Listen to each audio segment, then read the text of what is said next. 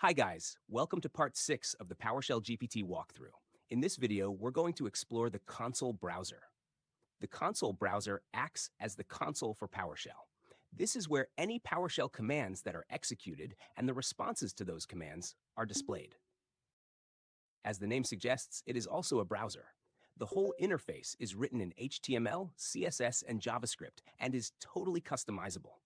The default console has a retro theme with some functional buttons around the edges. Again, these are all customizable. At the moment, these buttons at the top control the system volume. The mic icon shows the voice recognition window. We can also activate the face detection from here. With these buttons at the side, we can clear the console, read aloud the last model's response, stop the text-to-speech, toggle the hotspot, email the clipboard's contents, and empty the recycle bin. Beneath those are some overlays that explain certain features of the app.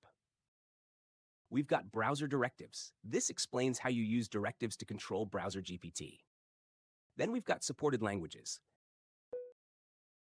Beneath that, the agent bridge. Then we have command aliases,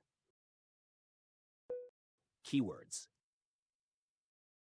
and finally, the default voice commands. I'll be covering these features in future walkthroughs, guys.